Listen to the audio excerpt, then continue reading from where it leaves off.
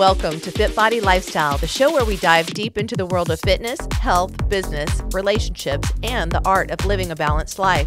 I'm Jamie. And I'm Greg, and we're here to give you the benefit of our experiences in the fitness and bodybuilding industry, the corporate world, running a business, personal development, and building healthy relationships. Whether you're sweating it out in the gym, hustling in your business, or seeking balance in your everyday life, you're in the right place. So lace up those sneakers and grab that water bottle, and let's get ready to transform our minds, our bodies, and our lives. Welcome back to another episode of FitBody Lifestyle. We are so excited to bring this episode to you. We're going to talk about mind-muscle connection, pumps and cues, and how it all interrelates. And we are here with Drew Brannon, expert trainer to the stars. Yes. Will you first give us your check-in? Oh, and of course, I don't want to forget my partner in crime, Papa Bear. And Drew's introduction, by the way, is Sorry, trainer, I'm in coach. silly mode today. We're a little silly today, which is good. Slap happy. Drew's intro, by the way, is trainer, coach, all-around good guy, educator. Not necessarily in that order. Okay, well, okay. I will say it the way I want to say it. So what is your check-in word today? Joyful. Oh, I love it. That is awesome. Hey, listen, we like to have fun. We do. Yeah. And we have a lot of it. So just give a little brief background on yourself before we get started, please. I am a contest prep coach for FitBody Fusion, a proud, supporting, loving husband to Jordan Brannon, and owner of Pinellas Ultimate Strength House, a small gym in Clearwater Beach, Florida. And yeah, that's me. Awesome. So we have so much I know we want to cover today. And a lot of this comes from feedback we've been given from athletes that have written in and talked about what they'd love to hear about. So I know one of the things that people have been asking a lot about is just an explanation of mind-muscle connection, how to know when you've got it, or if you're having a hard time connecting, what are some ways to do that? So let's start out just by talking about what is mind-muscle connection. Yeah, so mind-muscle connection is just the relationship between our brain and what we feel and what we feel like within our periphery. So when we're training, that feedback that comes back to the brain and what we feel within a movement. I like to give the analogy to athletes, like our body's full of all these wires, and the brain, everything stems from there. And sometimes a movement or an athlete, sometimes those wires, maybe they've been cut over the years, and just there's not that neural output or that neural signal that's sent necessarily that strong to an area, and it takes some re-education within movement patterns of getting that muscle to fire again and really be able to send that signal back to the brain of like, hey, like we're feeling this. So in this case, I might be executing the movement but not feeling it. Say my goal is to do hip thrust and feel it in my glutes, and maybe I'm feeling it, my quads are really burning. So then at that point I go, well, my mind-muscle connection is not happening between the glutes. And so at that point then I need to analyze, how do I start to then build that connection? So would that be a good example? Yes. Yeah. The one thing I was just going to add to that is you could be executing the movement from a technique perspective correctly. Right. The body's moving. The body's moving. It's moving correctly, but you're not feeling it in the targeted area or the area that we want you to feel it. The purpose of that movement. Yeah, and there's a lot of variables, right? So I do want to kind of lead with that. Is there's a lot of things that are going to kind of be in this conversation with being able to feel something. The one that I don't love reported back is like that the athlete's special, and like if you're getting into hip flexion and hip extension, like muscles shorten, muscles lengthen, and like that's biomechanics at its like core. Yeah. So just like if we use the hip thrust, for example, and a lot of girls will feel that in their quads, okay? Well, there's a lot that goes into that. Are they quad dominant? We look at like the anatomy of a female. They have a wider, hip, pelvis, if you will, and they struggle with more glute activation.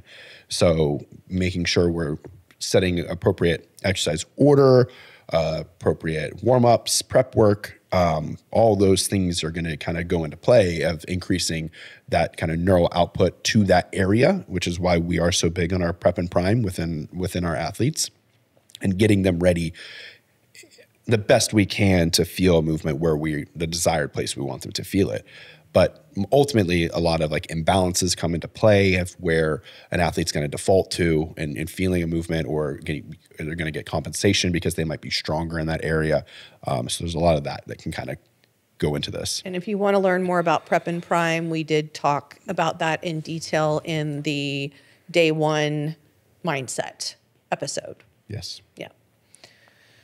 So digging in a little bit more, mind muscle connection. So I come to you and I tell you this, or you observe that a certain area is growing. Correct. When we're not intending on working that area, then what's the next steps? We really start to break down the assessment, right? So I look at how the athlete, moves through a series of tests, and we did talk about kind of our assessment on one of the previous episodes as well.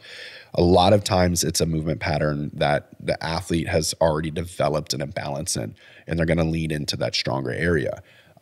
That doesn't mean the other, like Greg said, it doesn't mean like the glutes aren't working. They just aren't feeling it as much. So from there, we can kind of break down, either a different part of the range of motion, right? So maybe getting into more end range, meaning if we look at a thrust, maybe we don't have them come all the way down and then come all the way back up, but maybe it's just like a partial. We feel, if we will, an analogy, like we feel the bicep the most when we like really squeeze it and flex it, if you will. So we don't really feel like from here to here. The full lengthening. The full lengthen. So I know a lot of athletes, I don't want to say obsess. It's not the right word. They obsess. It is the right word. They obsess over the shorten, right? And I get why. They can feel it. It's easier to feel this than from here to here. But so we could kind of play with that range of motion, get them to feel it that way. Sometimes, and we're going to get into this a little later in the episode as well, is like maybe nutrient timing with some water, electrolytes, maybe some supplements that could be kind of put into play to help with a pump, if you will, and increasing blood flow. Because ultimately that's what we're feeling, is that blood getting to that area and those muscles working. So we have some techniques that we can use with specific range of motion. If an athlete has, let's say, access to a prime piece of equipment, I do love their stuff because you can overload specific ranges with their equipment.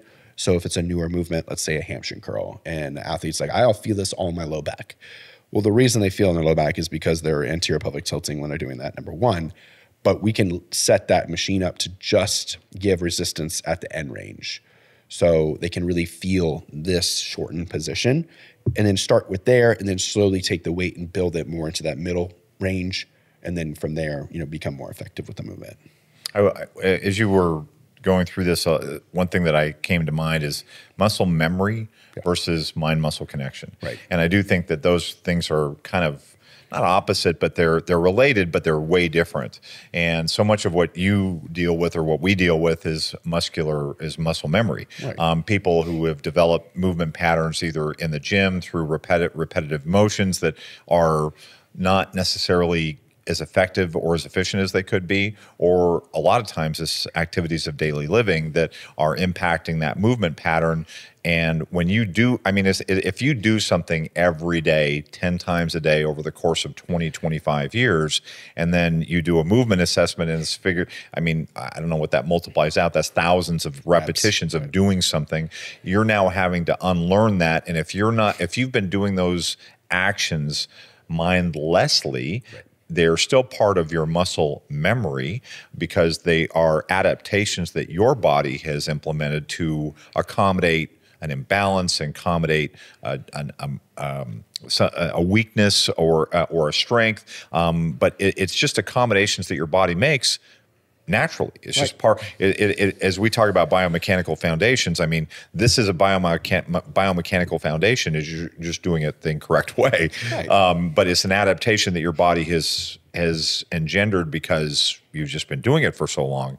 Mind-muscle connection is that next level of making sure that that activity produces the tension and the contraction in that targeted muscle. Yeah, and I go back to the 3 dysfunctions of a bikini competitor episode that we talked about. And so much of what you're saying with the activities of daily living and these imbalances are because of these dysfunctions. And it's tough as a coach, right? Because we want our girls practicing posing, Well, our athletes, our right, athletes posing and things like that. But it leads right into this, and it takes that muscle memory, and it makes it harder to like break into, you know, a mind muscle connection within a specific area. Right. And we've seen trends. Obviously, we have enough data now with athletes to see the most common, you know, areas that athletes struggle with. I get it. So that's just something, you know, we got to continue to educate and decipher the difference, like you said, between, you know, muscle memory and, you know, being able to commit to like a mind muscle connective approach and just check the ego at the door and really allow yourself to feel that. One of the things I've noticed when it comes to mind muscle connection, or when somebody tells me that they're having a really hard time connecting with whatever muscle, you know, and maybe they send a video or something like that. A lot of times I find that like they're just using too much weight or too much momentum. We talked about this in our other episode. One of the things I'll tell them a lot of times is start out with just an isometric squeeze and maybe even go through the motion with no weight at all. And then that way it's really just the connection. Like I'm forced to create my own tension through that isometric squeeze. Then now I start adding in the weight. Now it's a lot easier for me to feel that. And I that's one of the things I've noticed is I just feel like a lot of times people are jumping too far ahead. And I know you, like we said, you talked a lot about the warm up and feeders, which is the purpose behind that. Right. But you know, people understanding that is what you're there to do. Yeah. And I think the progressive overload issue is people jump to progressive overload too quick. And it's like acutely when you get a new movement, we've talked many times now, like we have this neuromuscular adaptation phase, first 4 weeks. What does that mean? We're literally talking about this right now with mind muscle connection.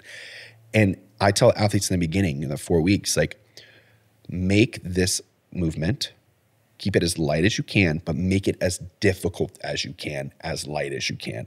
And that's really going to help pump out that signal, whether it's, you know, through a really smooth tempo, really long eccentric, good squeeze at the top. Allow yourself to get that before you go blasting off PO and just chasing a logbook of 4 plates per side. Yeah. And it's tough. You know, we talk about day one mindset and how athletes excited, they got the new plan, they're like, you know, coach said I need 18 months of growing before I'm gonna be ready, you know, to be competitive in the pro league. I'm gonna prove them wrong. And they just start lifting, you know, as hard as they can. And next thing you know, the waist is getting thick and things like that. So this is all in that, like that day one mindset, onboard phase, fundamentals, and learning that. There are variables though that can lead into this. And I think I want to kind of get into that, whether it's hydration, electrolytes, food, you know, where is food at? If we're deeper in prep and food's low, glycogen stores are kind of compromised, we may not get that kind of pump or mind muscle connection. Right now it's for Florida boy, it's really cold here in Scottsdale. And it takes me a little bit longer to get warm, to get that pump. And we've talked about on a previous episode as well, backstage, when girls are trying to pump up. And if it's, you know, it's pretty cold at Nationals last weekend, right? And when the girls got to stay warm to try to get a pump, and that all leads into the mind muscle connection. So there are a lot of variables, and supplements could be helpful. I've definitely recommended, you know, some pump products to girls that have struggled feeling things in specific areas that has helped. Something with just ideally some citrulline, some glycerol, good bit of sodium, hydrate, you know, water, will really go a long way with kind of finding that mind muscle connection and that pump. Well, and it's funny, and I a lot of times when I get new people on that are either maybe new and so they've just learned nutrition through whatever input they're getting from social media, TV, whatever, or somebody who's been with a coach that's kind of old school where they're really afraid of sodium. Yep. And that's an issue because you need that sodium. You're not going to get a pump or feel it with no sodium in your system. And I mean, I fight people sometimes to get them to even take in just the smallest amounts of sodium. So I think it's definitely an important point to hit on. Yeah, and I think once they experience the difference with, you know, higher water, higher sodium, good, you know, more quicker carbs, if you will, pre-workout as well. I mean, that all just brings the whole puzzle together for the athlete to really feel and connect with that movement. And then the nice part is then they can report back to you. Like we'll go back to like, managing logbooks and, tracking progression. If you can't feel a movement, then how are we really going to progress it? And there's times too, like different movements, they're not for everybody. I like this half kneeling dumbbell RDL version. I think it's great because you're not axial loaded. We're still hinging. We can do a tie-in focus. We can do an upper glute focus version of it. But for the shorter girls, like the benches, most benches they're too high for them. Yeah. And like one hip's elevated, like it's not a movement for them. And like we've learned now, like, hey, they're not going to connect with this. It's going to be their low back. They're going to go into a different classification of a lever, and they're just going to do what they can do to get it up without feeling their glutes. So, we look at biomechanics, and that does play a role. Kind of talked about like women's hips and how they're different, structure than men, but same goes for exercise selection and equipment availability, different athletes. Is a pump necessary to work to know that you're working the muscle? I love that. I know my answer, but I'm just curious. Yeah. No, it's not. I don't think it is. I don't think it is either. Yeah. No. But I do think it's something, and I think, when you're giving the analogy or the explanation with the bicep, I do think that athletes over-index on that pump and that contraction phase, that max contraction, and that's pumping blood into the muscle. But since I've known you, I have really noticed and emphasized more when I'm training that elongation and that stretch and that tension, but not just the stretch and feeling the stretch, but holding tension in the stretch, which is a variable that I had not focused on before we started our discussions, and I just realized that was a missing component to my training. Yeah, and it's tough to feel the lengthening. It's to feel the resistance and the lengthening. Right. It's one thing to just feel stretch, but then like I like do this. Like when we're shortening, I just think of gears coming together, and then don't just do this.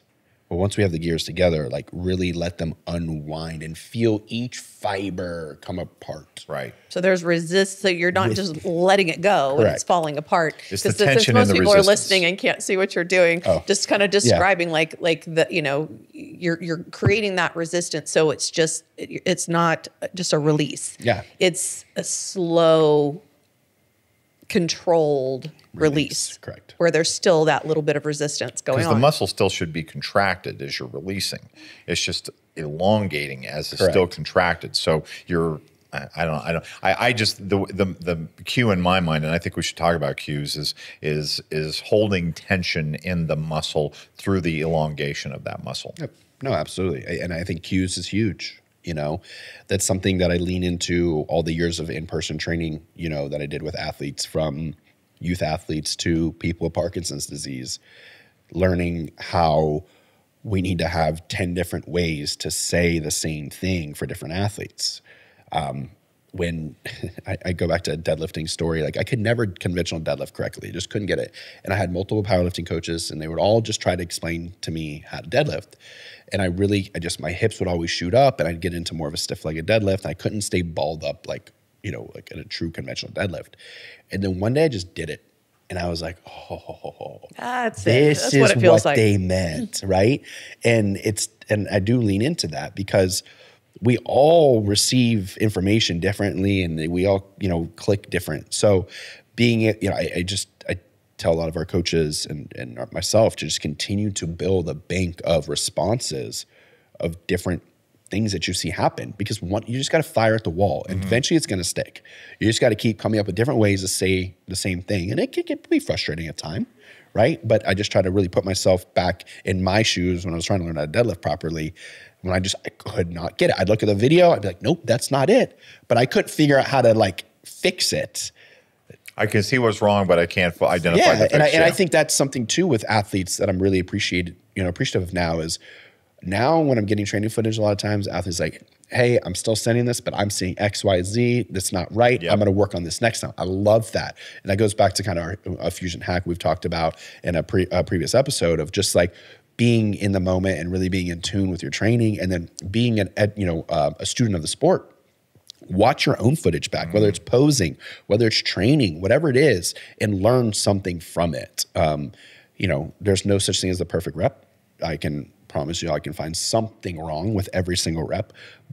that doesn't mean everything needs to be addressed. I learned that pretty early. And I would just say this, you're not finding something wrong. You're finding something that could be better. Okay. Right. Yeah. So I just want to clarify Yeah. that, because I do think, when you're doing training of footage, there's value for us as a coach, but there's an equal value for you as an athlete to look at that, because if not more value. That's right. I mean, at the end of the day, that's really the ultimate goal, is that you should be able to watch it back and go, okay, oh, I see, I was lifting my hips a little bit too much, or or I'm using too much momentum. I mean, really, that's the ultimate goal. That's almost always something that I get with the people who start doing their training footage the first time is, I thought I was doing this slow, and then when I looked at the footage and I say, oh my God, I was doing it so fast, and that's an interesting aspect, and that really gets into the muscle memory versus mind-muscle connection, because your muscle memory is telling you that you're doing something slow, but the footage, tape don't lie.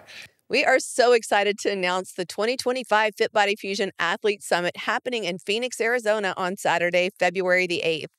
This is your chance to learn from the best in the industry, get hands-on posing critiques, and network with fellow athletes. You'll hear from top pro athletes and get expert advice on everything to get you competition ready and recovered post-show. Don't miss this opportunity to work one-on-one with FitBody Fusion coaches and even take home some awesome goodies and giveaways while you're at it. Everyone is welcome, so register now at fitbodyfusion.com and join us on February 8th in Phoenix, Arizona. Can't wait to see you. Watch your training footage. And if you're not feeling something and you are not working with a coach, I'd really encourage you to video yourself and break that down and take a look at what you're doing, because you may be able to find all the evidence right there. Yeah. I'm always, it's like, so I think I've mentioned this before, that I'm a lawyer, and I would read back deposition transcripts, and I thought I said something, but that's not what was recorded. And the truth is in the transcript, because the transcript is what was sworn by the court reporter. So, but it's always amazing how I would think that I said something or think that I did something, and oh man, that's not what came out. So identify some measure. We talk about this with posing. Pose without a mirror, with a video, with your back camera facing you, so you don't get that sensory input, and you're just going off of what you think you're doing, and then watch the video and you'll be surprised at how much different it is from what you think you're actually doing. You used to make me do that over and over. But it honestly, that was when you made me start doing that, is when I got the best I ever got at posing. And I'd be like, I don't want to do it again. Look at it. Look what you did. It does do it again.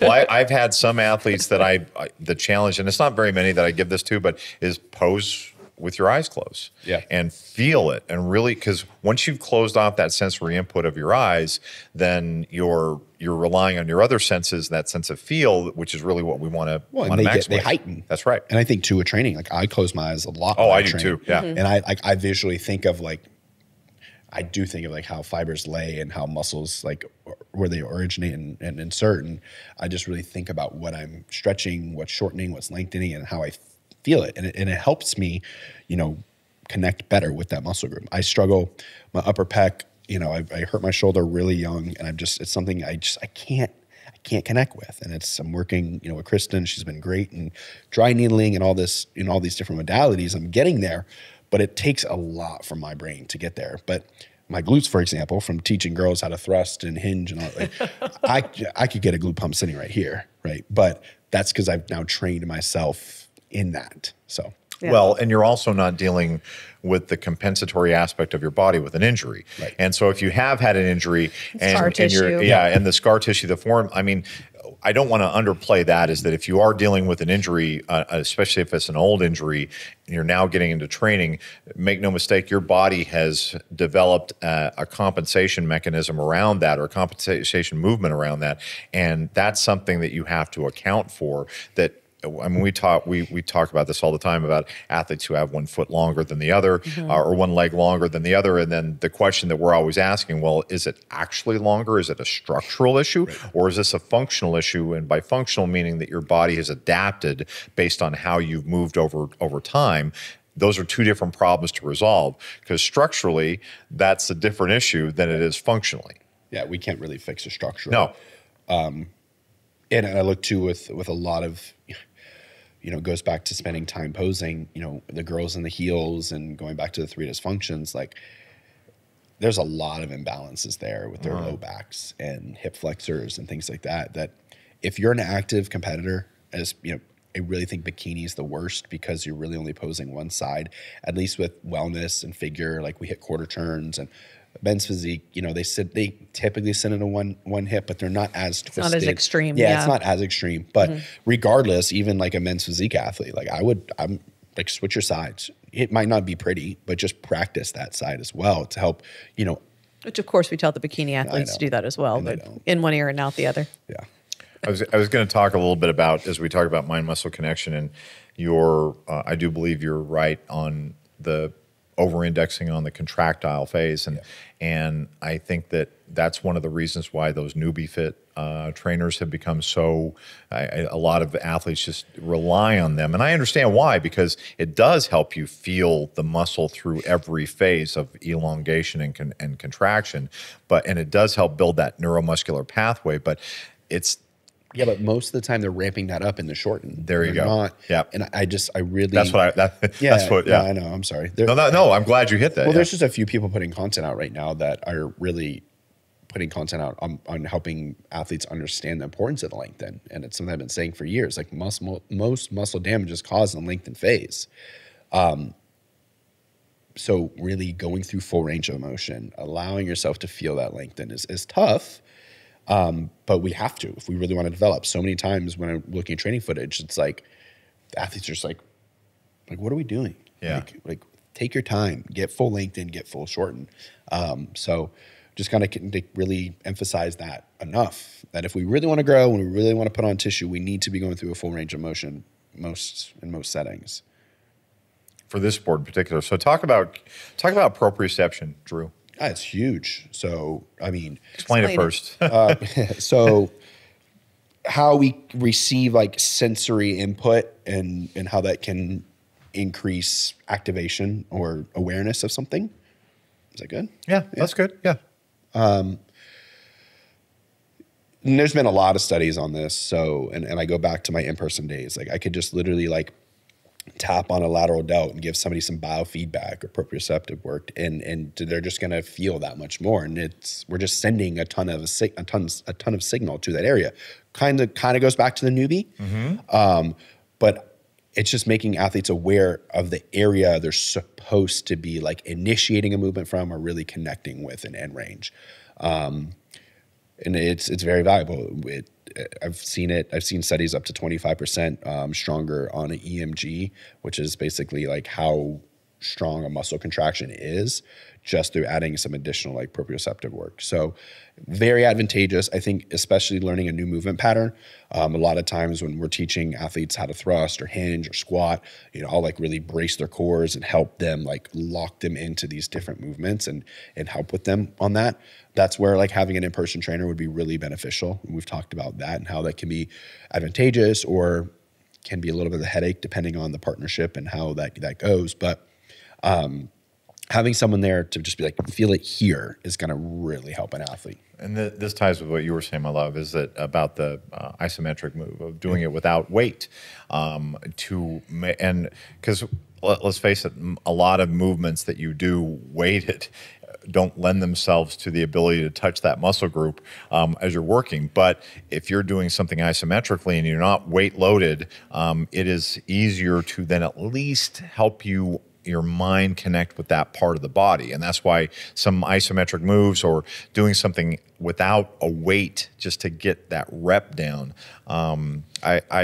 We talk shooting from time to time, and if I haven't been to the range in a while and I am going and I start and jump right into shooting, I notice that my anticipation of recoil becomes really strong versus if I spend a minute and dry fire with no ammo. And it's funny, the first time I'll go and I'll dry fire, I'll notice that I'll shake the weapon because I'm anticipating that recoil, even though I know the gun, mentally I know the gun is not loaded. But for me, and this is just the power of the mind and that mind-muscle connection, muscle memory is telling me there's going to be a recoil here, so I need to anticipate that. So if I spend a minute and just, dry fire 15, 20 reps, my shooting goes up exponentially because I've now reestablished that mind muscle connection with, okay, this is how I need to, and that's a fine motor skill for sure. But it still applies with weight training as well. Yeah, for sure. I don't see very many. I hardly see anybody doing that anymore. I used to do that all the time, where I would go in and do a movement without weight just to establish that mind framework. I do a lot with bands. Yeah, bands are great. Well, and we really think about it. Okay, well, you're feeding into end range. If you think about it, like we're relying on that strength curve as we get through a range of motion to become more and more and more, which I get, but that's just a prep work. We're not trying to really focus on shortening that under a load. Right. So it just helps drive that signal. I like that a lot. Well, and I just wanted to bring up too, this is something, if you have a training partner, it doesn't even have to be a trainer. If you have a training partner and you know there's an area that you're struggling a little bit to connect to, having them just tap the area. I worked with a physical therapist coming out of shoulder surgery, and he did this a lot as my nerves were repairing. So I was needing to like reconnect because I had this surgery, and it made such a huge difference. So it is something, if there is an area you're having trouble with and you've got a training partner or somebody else there, it's a great tool. Yeah. I prefer training partners over a trainer. Goes back to like the critically thinking, I think a couple of our athletes, Selena and Annie down in San Antonio, like they've just become like really great athletes, helping each other and like spotting each other, filming for us to see their footage. And then like, it's just good. It's very collaborative. Once again, like everything that we do on this team is collaborative. So I think that having somebody there they're getting training from both of us. Like both of them are following the plans that we've put in for them. So we don't have the issue of like a trainer wanting to do their own thing, for example. And I get that. I know it's not fun for trainers to just, here's my program, put me through it. I get that from all the years of, doing in-person training. But at the same time, like they don't really know what we're trying to accomplish at the rate we're trying to accomplish things at. So right. I agree. I love training. I love doing the training partners. I think, and then like you said, you do grow together, and it makes them critically think when they're watching. So it makes them learn, and so it helps both sides, not just the person doing the exercise to have the spotter or the person helping, to touch the area. Like you and I were working back not too long ago, and the traps started to kind of sneak up a little bit, and of course you held me accountable. But I do think that's even, God, I've been doing this for 30 plus years, and 30, that's an understatement. Hey, rude. It's true. But I mean, it's like, even somebody, my point is even somebody who's got a lot of background in training, like we all can fall into old patterns, or the weight starts getting heavy, we start getting tired, we start kind of losing our form a little bit. So, if you do have somebody that is going to pay attention, right. That's a big thing too, though. Like if you do have a training partner, you want somebody who's like being present and there, not distracting. Not distracted. Yeah, we could probably do a fusion hack within this episode and just talk about when selecting a training partner, you want to find somebody Write that down. Should we do that as our fusion hack? We'll do it one time. Okay, all right, we'll do it all at some right, point. all Write right. that down. All right. People are going to be really pissed. Blame her. Blame Canada. Because we're going to cover how to select a training partner in a fusion hack instead of covering it right here, right now. Okay. So, episode will come out in a couple of days. It will. We'll be good. So, do you know where you're going? No. Okay. I was going to talk. So you know where you're going? Well, I'm not going anywhere. I didn't mean it that way. Okay. Oh, that was bad. Sorry. I'm gonna probably pay for that later. Anyway, I wanted to pick up where you started talking about nutrient timing and everything, and I think let's go back into that. And I wanted to kick that off by telling you, we were talking about old school. It's amazing how some people, not everybody wants to do a pre-workout and everything. It's amazing to me how just suggesting to athletes to incorporate a quarter teaspoon of sodium, of salt, in their water that they drink intra-workout makes a huge difference. And just that simple thing. So I think let's talk a little bit more about nutrient timing and effectiveness. And it's funny because I've gone from not always requiring a pre-workout meal and to then like making it mandatory, and now I'm back to like it depends. I know we've been doing some studies, you and I, Greg, and you know, there was some stuff that was talked about, like not like when you're training on yesterday's food when you're in a surplus or at maintenance, right? So some athletes that train super early in the morning, you know, I may bump food up a little bit pre-bed than what I maybe would do, you know, for another athlete, and then just encourage them to get some amino acids in upon wake, good bit of sodium. I mean, up to 1 gram, you know, pre-workout, 20 to 30, you know, 20 ounces to, you know, close to 1 liter of fluids.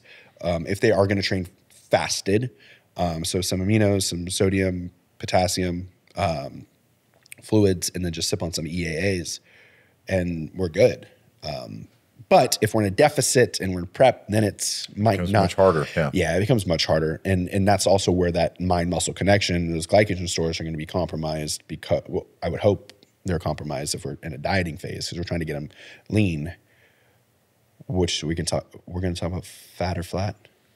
I thought that was our fusion. That's our fusion hack. Yeah, that's our fusion. Oh, now you spilled the beans. Oh man! Wow. Watch Thursday. Whoa. Sorry. Gee, now it's out there. Okay. Am I fat? But you can talk Am I about. flat? No. I think just like a lot of times in prep, we want an athlete getting flat.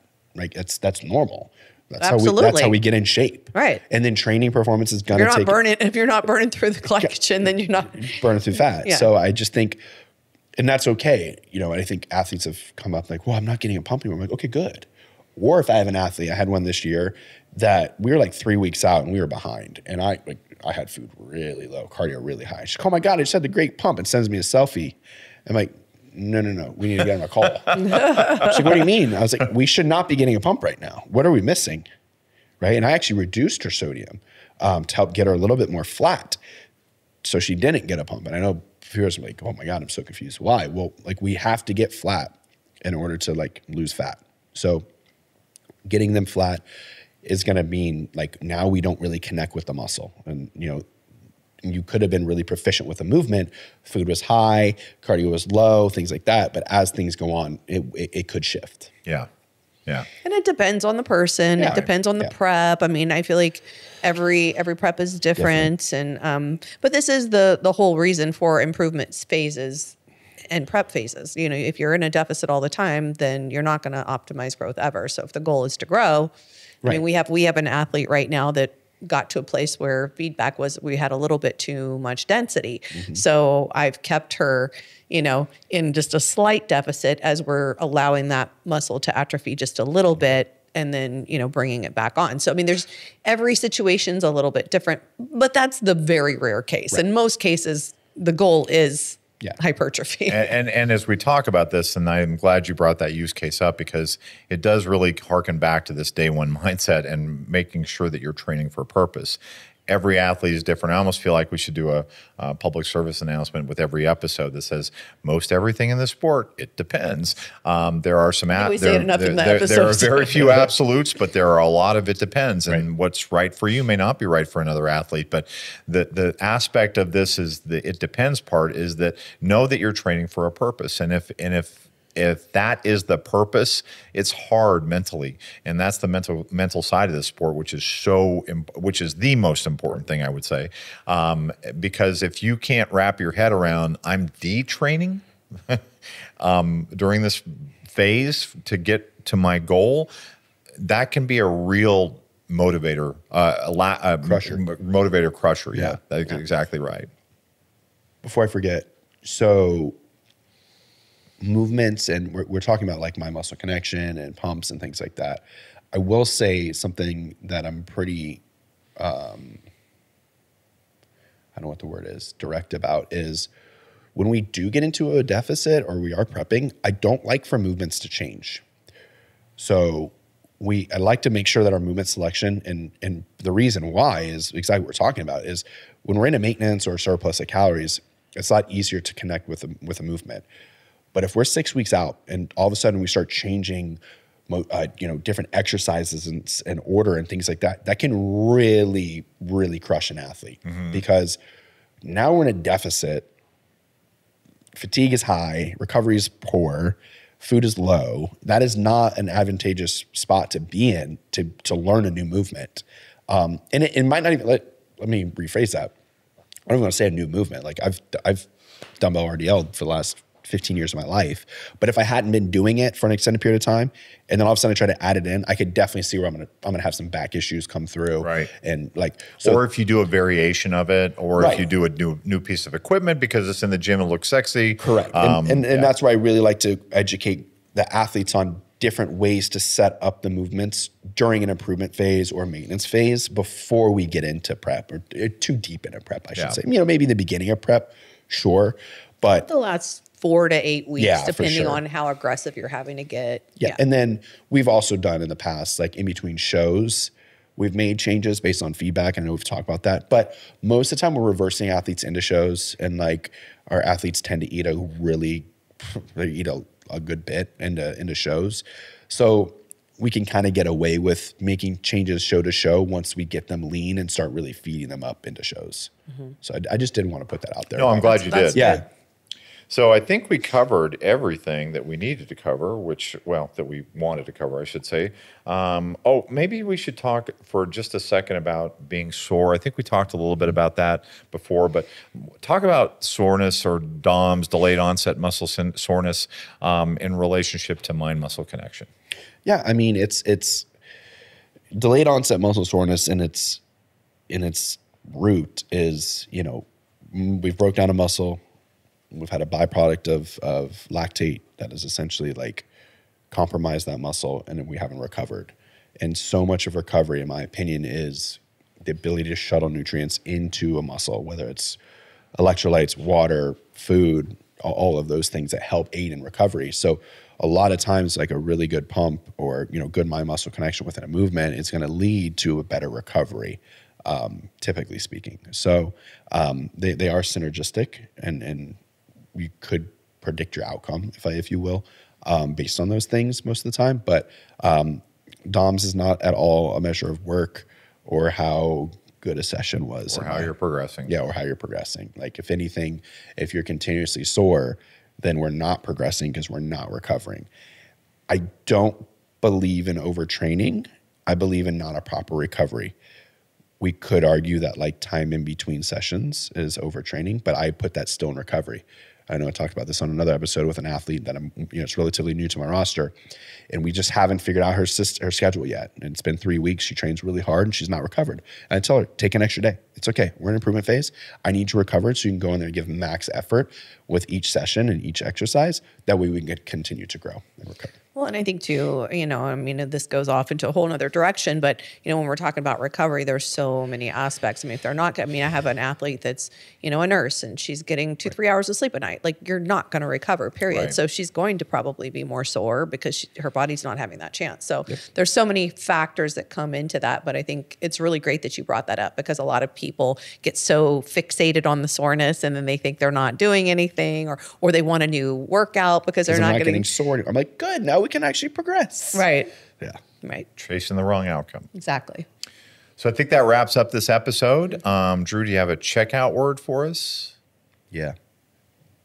Would you like to share it? Yes, I do.